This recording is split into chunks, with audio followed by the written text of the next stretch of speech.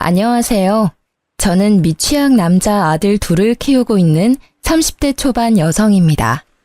아이들을 유치원에 보내고 혼자 집에서 사연들을 들으며 같이 울고 웃는 게 낙이었는데 이렇게 제 사연을 보내니까 많이 떨리네요. 그래도 혼자만 생각하고 덮기에는 화가 많이 나는 이야기다 보니 여러분들에게 하소연 겸 털어놓고 싶어져 사연을 보내봅니다. 저는 20대 초반 어린 나이에 남편을 만나서 30대가 될 때까지 우여곡절도 있었지만 그래도 성실하고 알뜰하게 살아왔어요. 남편은 저보다 나이가 8살 많은데 사실 제가 집안 형편이 어려워 고등학교만 졸업하고 남편이 하는 고깃집에서 알바를 오래 했거든요. 그때만 해도 제 눈에 남편은 정말 성실하고 반듯하고 경제적으로도 여유가 있는 멋진 사장님이었어요. 저 역시 지각 한번 하지 않고 뭐든 열심히 하는 성격인데다가 주위에서 이쁘장하다는 말도 종종 듣는 편이라 그런지 남편의 적극적인 대시로 사귀게 되었어요. 그리고 결혼해서는 남편과 저를 닮은 아이들도 둘이나 낳게 됐네요. 여기까지 들으시면 큰 문제가 없다고 느끼실 것 같아요.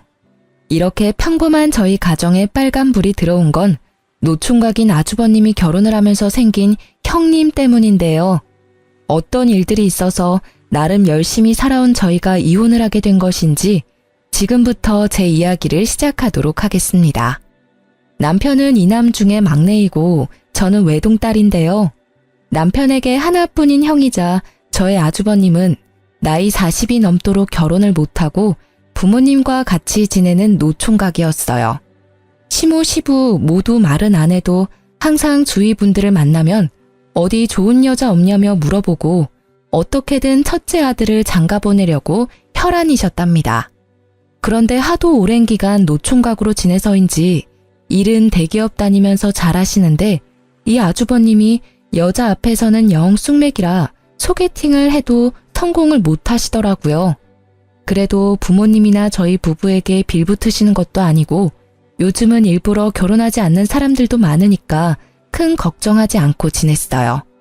그러던 어느 날 갑자기 아주버님이 결혼을 하겠다고 집에 여자를 데리고 오신 겁니다. 그것도 저랑 동갑인 젊고 이쁜 여자를요. 심지어 명문대 나와서 같은 대기업 연구원으로 같이 일하고 있다니까 갑자기 아주버님이 확 달라 보이던 거 있죠. 처음에는 일하느라 꾸밀 줄도 모르고 어리숙하게 다니는 아주버님에 비해 너무 예쁘고 세련된 모습이라서 혹시 사기당하는 거 아닌가 싶은 생각이 들 정도였는데요. 그런데 진짜 불같은 사랑에 빠지셨는지 연애한다고 집에 데려온 지 6개월도 안 돼서 결혼까지 팍팍 진행이 되는 겁니다. 그러다 보니 정말 우리 아주버님이 드디어 노총각 딱지 떼고 장가를 가시는구나 싶으면서 형님이 반갑게 느껴지기도 했어요. 솔직히 남편 집안이 좀 보수적인데 저는 나이가 어리기도 했고 어린 나이에 혼수 예단도 하나 못하고 시집을 왔기 때문에 신혼 초에 기가 죽어서 작은 일에도 눈치를 보면서 지냈거든요. 그래도 시간이 약이라고 아이들을 둘씩이나 낳고 나니 이제는 시부 시모 눈치도 안 보고 할 말도 좀 하고 그랬어요. 물론 여러분들이 보시기에는 여전히 소심한 모습이었겠지만요. 어쨌든 희한하게 제가 먼저 이 집에 시집을 온 사람이고 이제 새로운 사람이 집에 들어오는 거고 저처럼 눈치 볼 수도 있으니 잘 적응하고 지낼 수 있게 도와주고 싶은 마음이 생기더라고요. 남편한테도 괜히 이상한 말 꺼내서 눈치 주거나 장난치지 말라는 오지랖 쩌는 말까지 할 정도였어요. 그렇게 저 혼자 상상 형님 맞이를 하고 있던 중에 상견례 날이 됐습니다. 아주버님과 형님 둘 다 대기업에 다녀서 돈을 잘 벌어 그런지 근사한 호텔 음식당을 잡아뒀길래 신기해하며 들어갔어요. 저희 가족이 제일 먼저 도착해서 주위를 둘러보며 기다리는데 진짜 생화랑 도자기 같은 걸로 된 장식품들이 엄청 많고 조명이며 테이블 의자며 돈 냄새가 확 나더라고요. 아이들이 한창 뛰어다니며 노는 시기인데 하나라도 만져서 깨트리면 큰일 나겠다 싶어 식은땀이 줄줄 났어요. 그렇게 하지마 앉아 소리를 반복하면서 난리치고 있으니 시부 시모와 아주버님이 들어오고 연이어 형님네 가족들이 들어오면서 식사가 시작됐습니다. 형님 부모님은 지방에서 부동산 임대업을 한다더라고요. 아주버님처럼 성실하고 든든한 사위를 얻게 돼서 너무 기쁘다면서 웃는데 시모 시부 얼굴이 그렇게 환한 건 처음 봤습니다. 형님도 따로 메이크업과 헤어를 받고 왔는지 이날따라 너무 예뻤어요.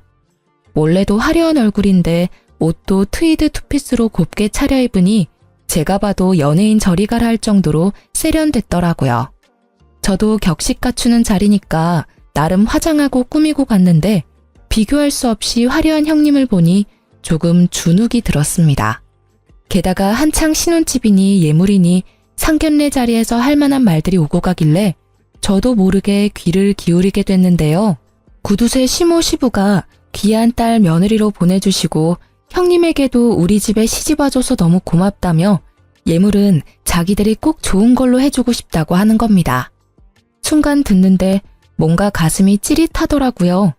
그도 그럴 것이 저희 부부가 결혼할 때만 해도 제가 고졸에 친정도 못 산다는 이유로 무조건 간단하게 다 생략하고 넘어갔기 때문에 상견례도 동네 한식집에서 대충 하고 넘어갔거든요. 예물도 너희 알아서 하라고 해서 남편이랑 저랑 18K 결혼 반지 하나만 딱 맞춘 게 다였어요. 물론 다 부부 형편에 맞춰서 하는 거라지만 저랑 동갑인 형님이 이렇게 다르게 결혼을 시작하는 걸 보니 마음이 편하진 않더라고요. 이 와중에 에피타이저부터 시작해서 값비싼 어패류, 갑각류, 보양식까지 주르륵 코스로 들어오는데 밥 안 먹고 놀겠다고 자꾸 자리에서 일어나는 아이들을 붙잡고 있자니 음식이 코로 들어가는지 입으로 들어가는지 모를 것 같았습니다. 이 와중에 남편은 강 건너 불구경하면서 시모 시부랑 같이 하하호호 아주버님과 형님을 칭찬하면서 웃고 있는데 섬에 혼자 남겨진 것처럼 갑자기 마음이 너무 외롭더라고요. 그래도 이날은 아주버님과 형님이 주인공인 상견례 자리니 신경 쓰지 말고 밥이나 먹고 가자는 마음으로 웃으며 있었는데요. 이런 제 마음을 아는지 모르는지 이 형님이 자꾸 말을 거는 겁니다. 말씀 많이 들었어요. 재수씨가 있는데 너무 착하고 아이들도 잘 키우고 잘 사신다고요. 저랑 나이가 같다고 들었는데 제가 뭐라 불러야 할지. 아이고, 나이가 무슨 상관이야. 네가 손윗 사람인데. 아가, 네가 동서라고 부르고 둘째 너는 형님이라고 부르면 된다. 알겠지? 친하게 지내는 것도 좋지만 동갑이라고 예의에 어긋나면 안 된다. 사부인, 제가 중간에서 교통정리를 잘할게요. 너무 염려하지 마세요. 중간에서 툭툭 끼어드는 시모가 너무 얄미웠어요. 그래도 좋은 자리니까 참을 인을 마구 마음속에 새겼죠. 그런데 시모보다 더 짜증나는 건 눈치 없는 형님이었어요. 아주버님한테 못 들은 건지 뭔지 자꾸 고졸인 저한테 무슨 과였냐고 물어보질 않나, 어디서 많이 본 얼굴이라고, 자기 친구가 다닌 학교 혹시 나오지 않았냐고 물어보질 않나. 그냥 슬슬 넘어가려고 했는데 굳이 꼬치꼬치 따져서 제 입에서 결국 고졸이라는 말이 나오게 하는 겁니다. 아, 죄송해요. 제가 실례를 했네요. 요즘 워낙 다들 대학 나오니까 당연히 동서도 나왔을 거라 생각을 했어요. 제가 생각이 짧았어요. 사과드릴게요. 아, 내가 왜 그랬지? 형님의 태도가 참 기가 막히더라고요. 좋은 말도 한두 번이지 계속 사과를 하니까 제가 고졸이라는 게 뭔가 큰 잘못을 한 것 같은 거예요. 이 기분이 말로 표현이 안 되는데 그 상황은 그랬습니다. 살면서 제가 고졸이라는 것에 대해 큰 불편함이나 부끄러움은 없었어요. 제가 대학교를 가지 않았다고 해서 열심히 살지 않은 건 아니니까요. 그런데 형님 반응도 너무 웃기고 시부, 시모 다 있고 형님 부모님까지 있는 데서 이렇게 제 학력이 화두에 오르는 건 아니라는 생각이 들었죠. 그래서 남편한테 중간에서 중재 좀 하라고 눈치를 줬는데 들은 척도 안 하고 밥만 먹고 허허 웃고 있는 거예요. 순간 얼마나 짜증이 나던지 명문대 나온 형님이랑 고졸인 제가 동갑이라는 이유만으로 이렇게 묶여서 마음이 불편해지는 게 진짜 너무 싫고 화가 났어요. 그렇게 찝찝한 마음으로 집에 와서 아이들을 재우고 한숨 돌리는데 상견례 일이 자꾸 생각나면서 울컥하더라고요. 그래서 남편한테 얘기 좀 하자며 맥주 한 캔을 땄습니다. 여보, 오늘 어땠어? 아주버님이랑 형님 상견례 말이야. 어떠긴 뭐가 어때? 사돈 뗄 분들 인상도 좋은 것 같고 지방에서 그 정도 사업할 규모면 돈도 좀 있는 것 같고 우리 형 이제 인생 좀 피나 잘 됐다 이런 생각 들지. 나는 오늘 너무 짜증났어. 알아? 나 혼자 애들 둘 데리고 낑낑대면서 밥도 잘 못 먹고 난리인데 당신은 혼자 밥 잘 먹고 웃고 떠들고 행복해 보이더라. 그리고 그 여자 아주버님이 말해서 뻔히 아는 거 아니야? 나 고졸인 거. 거기서 내 얘기가 왜 주가 되는 건데. 너무 웃기지 않아? 아, 몰랐겠지. 당신 이렇게 민감하게 구는 거 자격지심이야. 그리고 누가 밥 먹지 말랬어? 그러니까 내가 애들 장모님한테 맡기고 가졌잖아. 자기가 꾸역꾸역 애들 데리고 가놓고는 왜 나한테 그래? 맨날 무보수로 우리 엄마한테 애 맡기는데 미안하지도 않아 당신은? 내가 용돈 좀 드리자니까 당신이 한사코 말렸잖아. 엄마 허리도 아프고 손목도 아프고 애들 보느라 안 아픈 데가 없대. 우리 엄마 아빠도 그렇거든? 나이 들면 다 그래. 화가 나서 남편한테 상견례 때 짜증났던 일들을 말하다 보니까 평소에 남편에게 쌓였던 불만들이 같이 터졌어요. 남편이랑 고깃집을 같이 보느라 아이들 둘을 친정엄마가 자주 봐주셨는데 남편이 워낙 짠돌이라 눈치를 주는 탓에 용돈 한 푼 맘 편하게 챙겨드리지 못해 죄송했거든요. 그러다 보니 순간 나도 이렇게 살아서는 안 되겠다 싶고 형님처럼 대기업에 취직하지는 못하더라도 경제적으로 자립을 좀 해야겠다는 생각이 들었습니다. 그래서 학교 다닐 때부터 관심은 많았지만 형편 때문에 못했고 결혼해서는 아이들을 키우느라 미뤄두었던 파티쉐 공부를 해야겠다고 선언을 해버렸죠. 제 말에 남편은 쓸데없는 데 돈 쓰지 말고 가게 일이나 더 열심히 하라고 했지만 자극받은 저를 말릴 순 없었습니다. 평소에 아이들 등원시키고 가게 나가기 전에 쉬던 오전 시간에 학원을 다니면서 저도 제 삶을 좀 열심히 꾸려보기로 했어요. 시간이 흘러 어느 날 명절이었습니다. 형님은 일이 있어서 당일에 온다면서 저보고는 전날에 와서 음식할 리스트를 알려주더라고요. 너무 익숙한 일이라 애들 데리고 또 가서 낑낑대며 요리를 했어요. 그래도 첫 명절이라 형님이랑 아주버님이 선물을 많이 사왔더라고요. 얼핏 봐도 명품 쇼핑백들이 한가득이라 돈 꽤나 썼네 싶었습니다. 원래 아주버님은 명품의 명자도 모르는데 형님 취향이 잔뜩 반영된 선물이구나 생각이 들었죠. 그렇게 제가 만든 음식으로 올린 다과상을 받아들고 가족들이 모여서 오손도손 이야기를 나누더라고요. 그것까지는 아무 상관이 없었는데 형님이 가족들에게 선물을 하나하나 나눠주면서 현타가 세게 왔습니다. 이상하게 제게 주는 가방이 제일 크더라고요. 시모랑 시부가 그걸 보고 너무 돈 많이 쓴 거 아니냐면서 걱정할 정도였고 저도 뭔가 싶어 조금 설렜어요. 그런데 선물의 정체를 알고 진짜 찝찝한 마음이 들더라고요. 형님이 조심스럽게 꺼낸 건 중고 명품 가방이었는데요. 다른 가족들에게는 홍삼이니 보약이니 명품 가방에 스카프를 줘놓고 저한테는 자기가 몇 번 안 뜬 거라면서 중고 가방을 준 거였습니다. 물론 저도 압니다. 명품은 중고라도 값어치 있다는 거. 그런데 잘 모르는 제가 봐도 손잡이며 바닥이며 흠집도 많고 떼탄 부분도 많아서 가치가 없겠더라고요. 아무리 좋은 거라고 해도 남이 쓰던 거라면 찝찝해하는 게 제 성격인데 상태도 완전 좋은 게 아니니까 싫었어요. 그래서 선뜻 받지를 않고 있으니까 형님이 눈치를 채더라고요. 아, 동서랑 잘 어울릴 것 같아서 들고 온 건데 제가 진짜 몇 번 안 쓴 거예요. 싫으세요? 제 스타일이 아니라서. 아니에요, 형수님. 이 사람이 명품 볼 줄 몰라서 그래요. 이거 딱 봐도 몇백 하는 거잖아요. 고마워요. 잘 쓸게요. 당신은 명품인데 무슨 스타일을 따지고 그래. 잘 알지도 못하면서. 왜 그래? 나는 취향도 없어. 형님, 마음은 감사한데 제가 쓸 일이 잘 없을 것 같아서 그래요. 감사히 받은 걸로 할게요. 둘째, 그만해라. 애써 신경 써준 사람 무한하게 받지도 않고 뭘 받은 걸로 한다 그러니? 그리고 헝거 줬다고 그러는 것 같은데 첫째가 나한테 미리 물어봤어. 그래서 내가 너는 알뜰해서 괜히 비싼 거 새 거 주면 부담스러워서 싫어한다고. 그냥 쓰던 거 헝거 줘도 된다고 내가 그랬다. 괜히 오해하고 그러지 말어.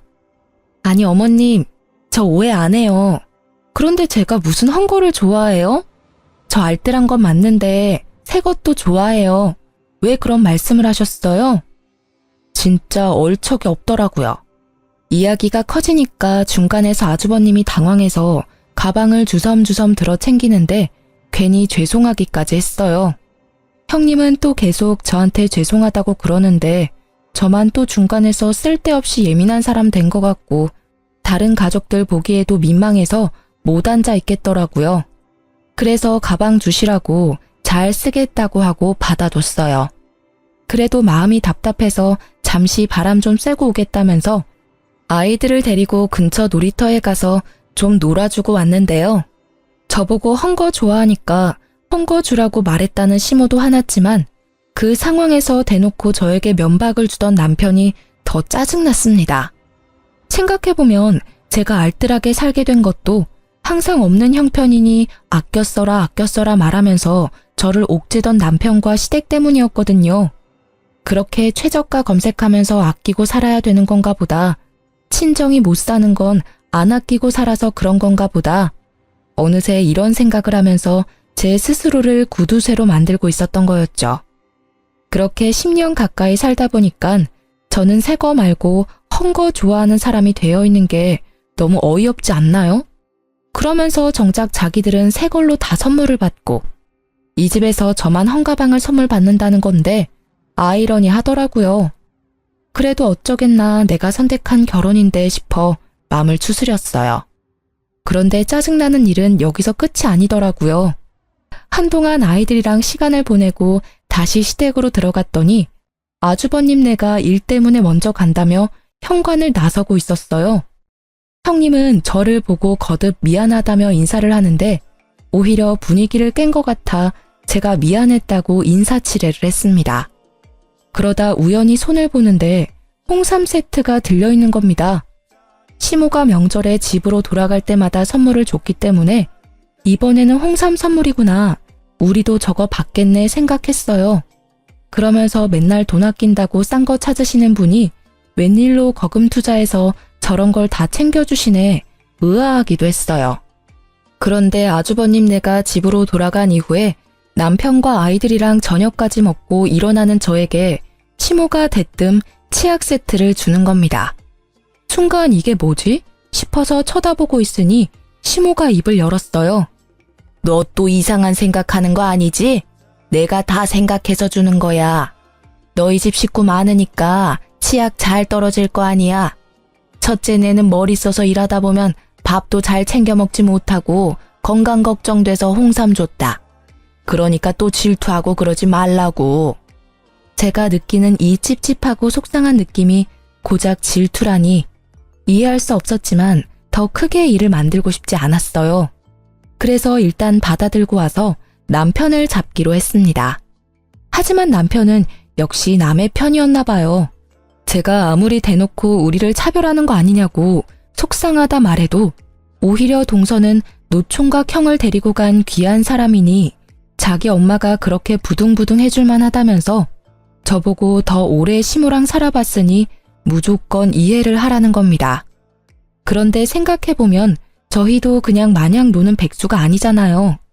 열심히 고깃집 운영하면서 얼마나 힘쓸 일이 많은데 누구는 홍삼 주고 누구는 치약 세트라니. 솔직히 시모가 예물 챙겨주고 신혼집도 무리해서 노후자금 당겨 큰 평수로 매매해주고 땅까지 형님네 주기로 약속했다는 이런 시시콜콜한 이야기는 저도 들어서 다 알고 있는 공공연한 비밀이었어요.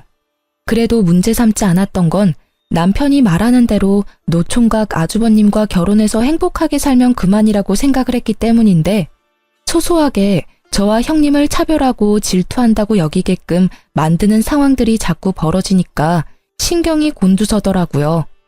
말이라도 한마디 따뜻하게 다독여주고 솔직히 말해줬다면 이렇게까지 속상한 마음이 들지는 않았을지 모르겠어요. 그래도 형님보다 10년 가까이 더 오래 살아온 가족이라고 생각을 했는데 이건 진짜 푸대접도 이런 푸대접이 없는 것 같았죠. 그런데 남편이란 놈도 제 입장은 하나도 생각 안 해주고 무조건적인 이해만 강요하고 있으니 욱하는 마음이 생겼습니다. 안 되겠다. 어머니가 나보다 더 알뜰하시잖아. 나 형님이 준 명품 가방 이거 어머니 드릴래. 무슨 소리야? 그걸 왜 엄마 줘? 너 쓰라고 준 거잖아. 이상한 소리 하고 있어. 주기만 해 진짜. 남편이 말리든 말든 제 귀에 들리지 않았어요. 그 길로 우체국에 가서 커다란 택배 박스에 형님이 준 중고 명품 가방을 넣고 제 옷장에 있던 낡은 원피스도 몇 장 같이 입으시라고 추려서 택배로 보내버렸습니다. 며칠 뒤에 시모가 전화가 와서 이게 뭐냐고 웬 거적대기를 보냈냐고 묻는데 진짜 웃겼어요.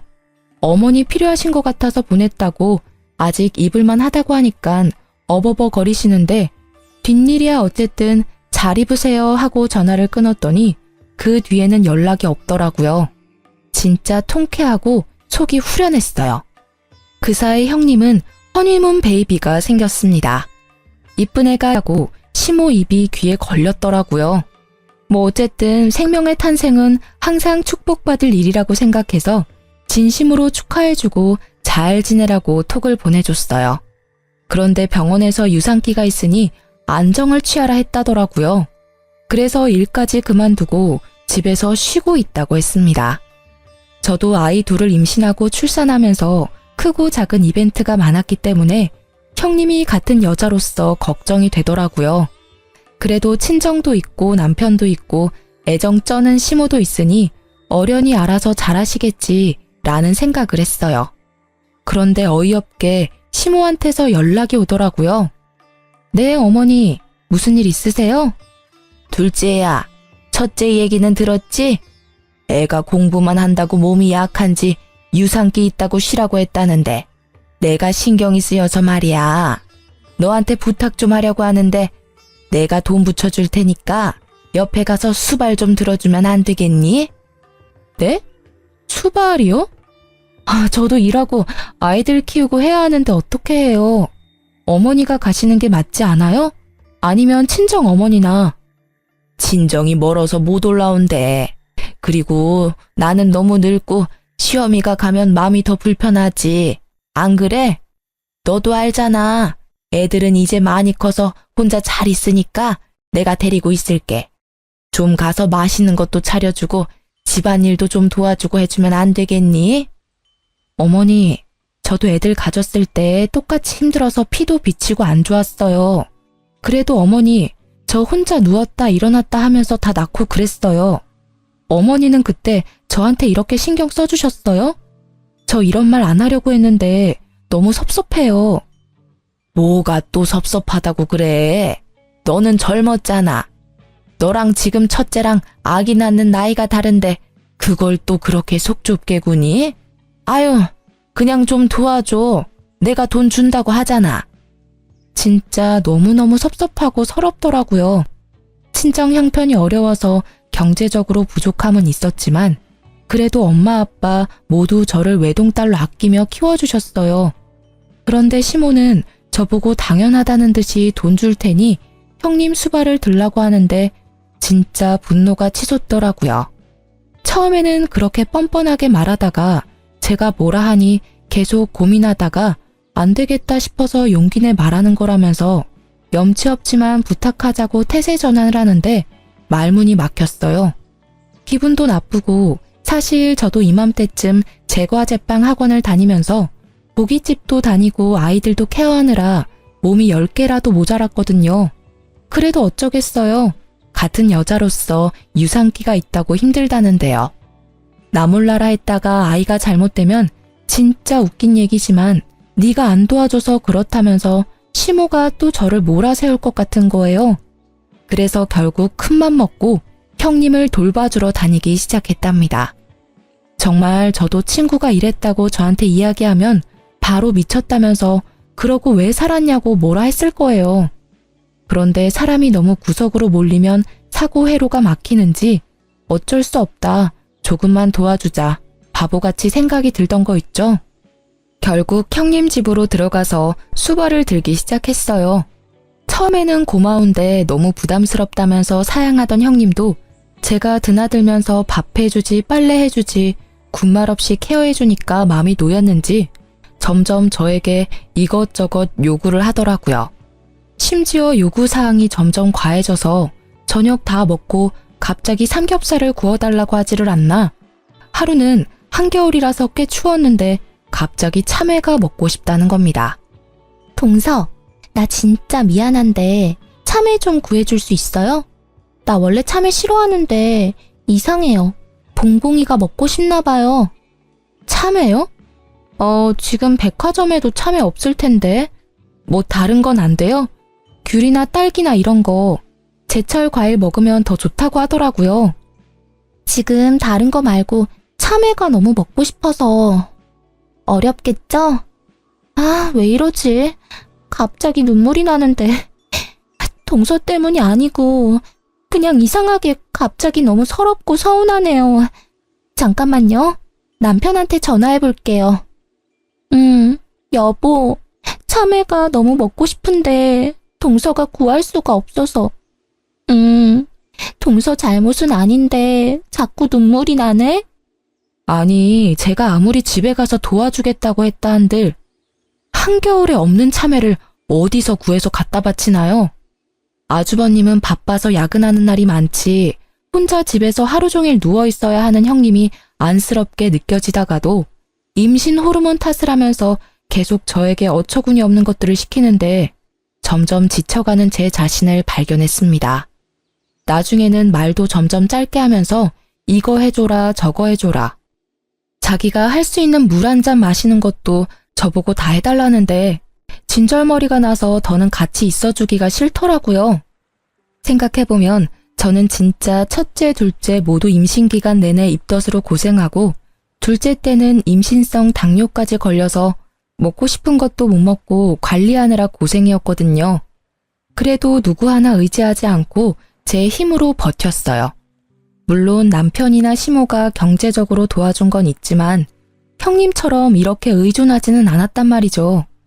저랑 같은 나이에 이렇게 다른 결혼 생활을 하는 형님을 보니 애 낳고 나면 또 얼마나 유세를 떨까 싶기도 했어요.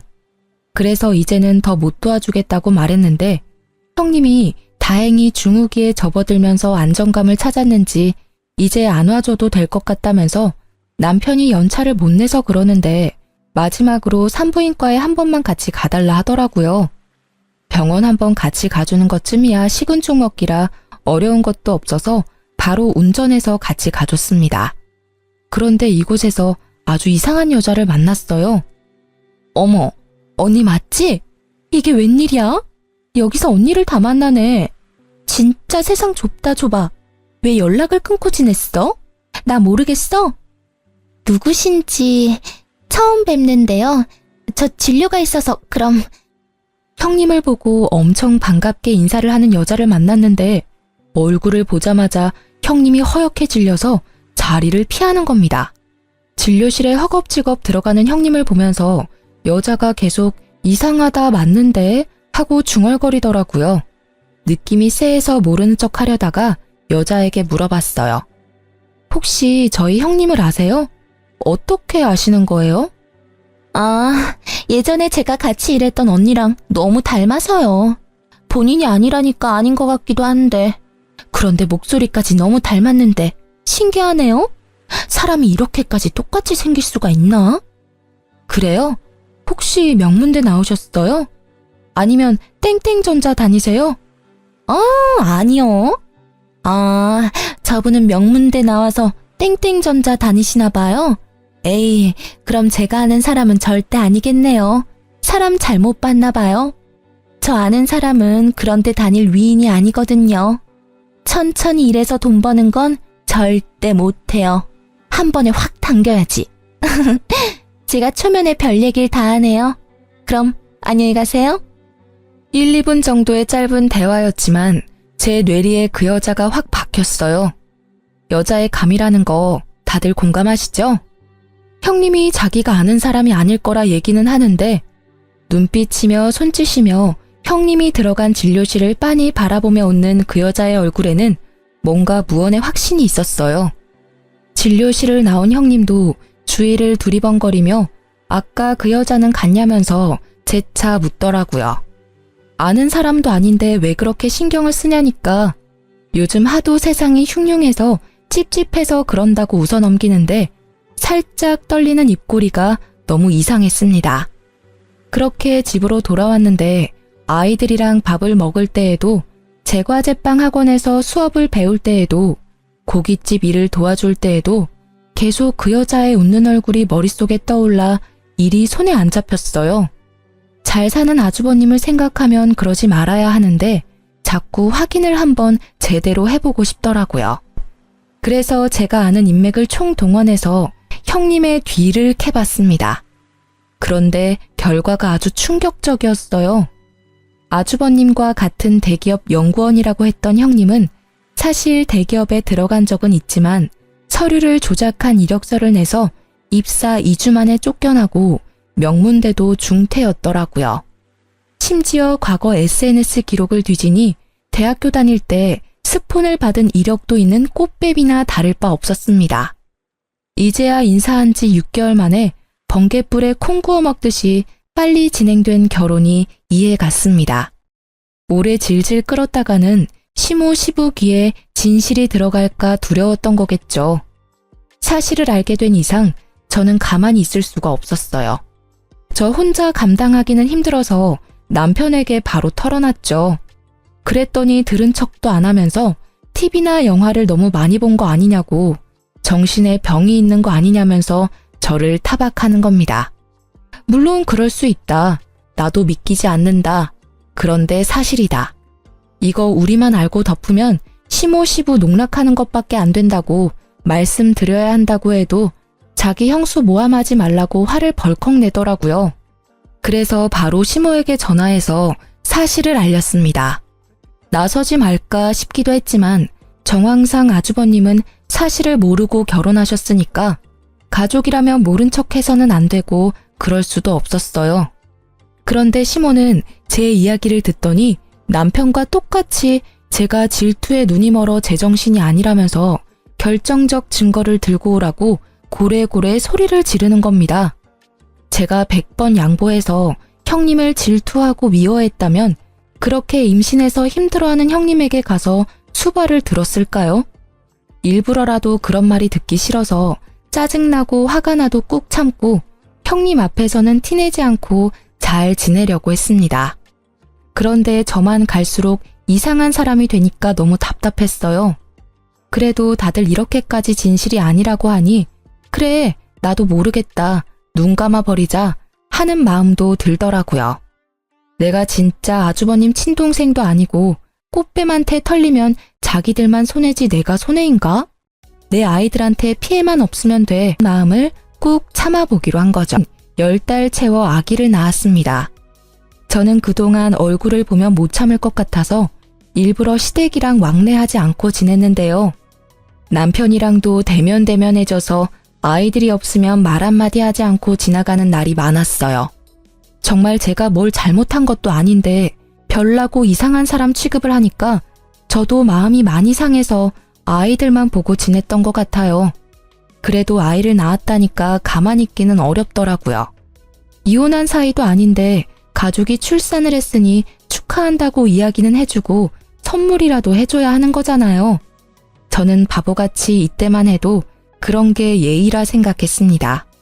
바보처럼 착한 아주버님을 생각해서요. 그래서 100일 잔치를 한다기에 예쁜 옷도 사서 포장하고 빠듯한 형편이지만 돈까지 뽑아서 봉투에 넣어뒀어요. 당연히 가족들을 모아서 하는 100일 잔치인데 남편이랑 아이들도 가길래 저는 당연히 간다고 생각했어요. 그런데 제가 준비를 마치고 아이들과 남편 차에 타려는데 남편이 정색하면서 같이 가려고 떨떠름하게 묻는 겁니다. 무슨 소리야? 나도 가야지. 난 가족 아니야?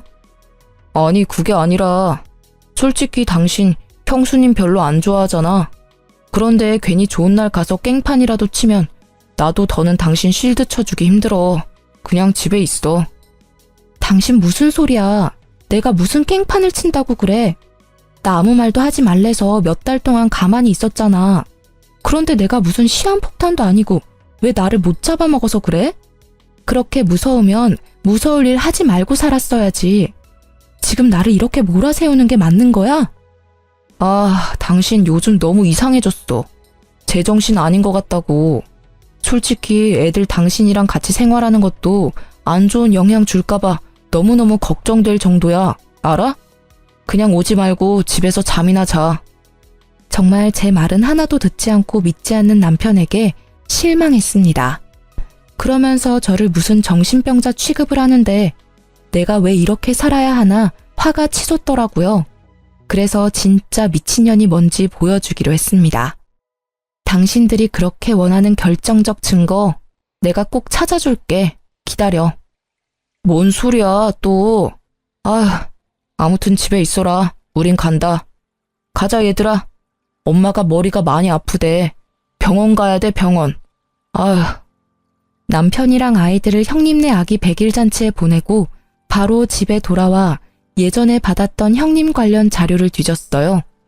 SNS를 타고 들어가서 형님의 옛날 친구를 찾았습니다. 딱 봐도 하류계 쪽에서 일하는 것 같았는데 몇 달 전에도 연락할까 말까 하다가 아주버님 생각해서 참았거든요. 그런데 나만 병자로 몰아가는 남편과 시모를 보니 너무 빡쳐서 더는 참을 수가 없겠더라고요. SNS 메시지를 남기니 생각보다 빨리 답이 왔어요.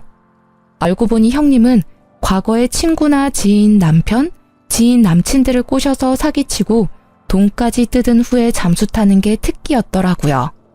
자기도 당했다면서 그때 파혼하고 남자 기피증이 생겨서 아직 이렇게 사는데 그녀는 결혼해서 애까지 낳았냐는 겁니다. 그날 밤 집으로 돌아온 남편에게 이게 결정적 증거 아니냐면서 메신저를 하나씩 보여줬는데 반응은 여전히 차가웠어요. 이런 게 다 사기야, 사기. 왜 모르는 사람 말을 더 신뢰해? 형수님, 우리 이제 가족이잖아. 언제까지 이렇게 질투할 거야?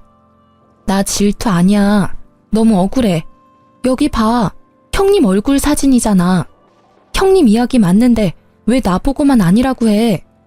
난 안 믿어, 못 믿어. 제발 그만 좀 해. 진짜 확 정신병원 보내버리기 전에. 뭐라고? 형수님은 자기가 임신했을 때 도와주러 와서 옷도 많이 두고 갔다면서 하나도 안 버리고 모아뒀다고 오히려 세탁 못해서 미안하다더라. 자기가 그때 와서 많이 도와줬다고 평생 못 잊을 거래. 어떻게 이런 사람을 그렇게 모함하고 헐뜯어? 남편의 뒷말은 하나도 들리지 않고 정신병원 보내버린다는 말이 가슴에 비수가 돼서 꽂혔어요. 어떻게 자기 아내 말은 하나도 믿어주지 않고 듣기 싫고 일 만들기 싫다는 이유로 병원에 보내버린다고 큰 소리를 칠 수 있는지 남편에게 온갖 정이 떨어지더라고요. 더는 같이 살기가 싫었고 이렇게 제가 애먼 사람 헐뜯고 모함하는 사람으로 아이들 기억에 남기 싫었습니다. 그래서 내가 잘못했다면서 반성하겠다고 거짓으로 말하고 기다렸다가 시댁의 아주버님과 형님 그리고 저희 식구가 다 모여 밥 먹는 날에 맞춰 SNS 속 형님 친구에게 주소를 알려줬어요. 언제든 복수해주겠다면서 자기한테 소재지만 좀 말해달라고. 깜빵 가도 되니까 그년 가만 안 두겠다고 벼르던 여자였어요. 화기애애한 분위기에서 밥을 먹고 있는데 시간 맞춰 여자가 왔습니다. 누구세요? 야 이년아, 여기 숨어 있었어? 내 인생 나락 보내버리고 너 혼자 이렇게 평생 잘 살 수 있을 거라 생각했니? 내 남편이랑 천년만년 살 줄 알았더니 이렇게 또 호구 한 명 잡았어? 내 돈 내놔, 내 돈! 그러자 여자가 엄청난 힘으로 문을 열고 형님의 머리채를 잡아 끌었습니다. 벙찐 아주버님을 뒤로 하고 시모가 형님을 보호했어요. 그러자 그 여자가 시모 머리채까지 끌어서 내던지고 형님 뺨을 세차게 연거푸 때리더라고요. 남편이랑 시부가 놀라서 여자들을 뜯어 말리는데 도저히 힘에 부치자 저보고 멍청하게 가만히 서 있지 말고 112에 신고하라면서 저러다 형님 죽겠다면서 뭐라 하는 거예요. 그 소리를 듣는데 아휴, 진짜 피가 거꾸로 솟는 기분이었습니다. 그래서 바로 가방 속에서 유전자 검사지를 꺼내서 던졌어요. 진짜 멍청한 건 니들이야. 꽃뱀한테 속아서 허우적거리는 거 내가 가족이라고 그래도 알아야 한다고 그러니까 뭐? 사람 정신병자 취급해놓고 결정적 증거를 가져와. 그래서 가져왔어, 결정적 증거. 어디 한번 천천히들 살펴보시던가요.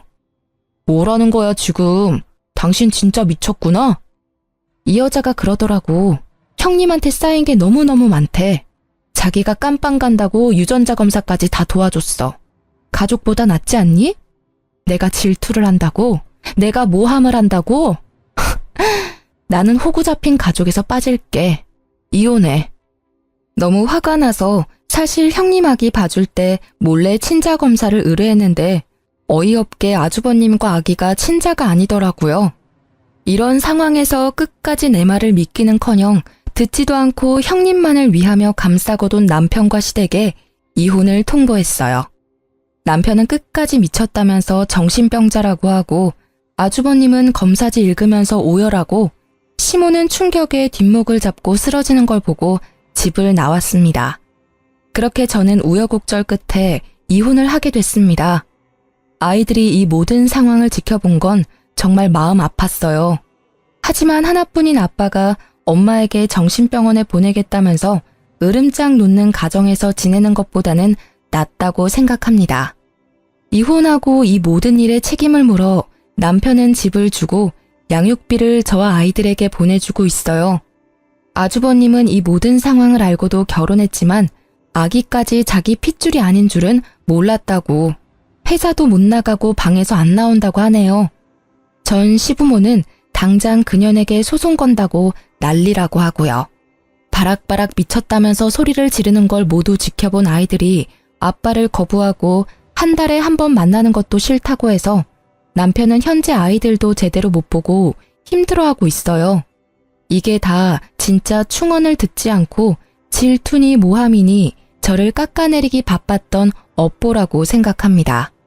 이제 제가 할 일은 항상 즐겁고 밝은 것들만 보여주면서 아이들이 겪었던 충격을 어루만져주는 것이겠죠. 그래서 남편이랑 싸우고 자극받아 신청했던 제과제빵 학원을 모두 이수하면서 기술을 터득했고 남편한테 받은 위자료로 작은 베이커리 카페를 열게 됐어요. 크지는 않지만 제가 워낙 성실하고 알뜰한 성격이라 아이들 둘 양육하면서 살기에는 모자람이 없을 듯하네요. 어쨌든 이혼하고 나서 제 하루하루는 너무나 편안합니다. 더는 나 혼자 답답하고 속상해하지 않아도 되고 이상한 가족들의 이상한 편애에 갇혀 자존감 떨어지는 삶을 살지 않아도 되니까 이걸로도 저는 정말 만족한답니다. 왜 진작 알을 깨고 나올 생각을 하지 못했는지 내 자신이 가장 소중하다는 걸 이제야 알겠어요. 정말 친한 친구들에게조차 선뜻 말하기 힘들었던 이혼 과정인데 이렇게 익명의 힘을 빌려서 털어놓고 나니 막혔던 속이 확 풀린 듯 시원하네요. 앞으로 제 앞날을 많이 응원해주세요. 감사합니다.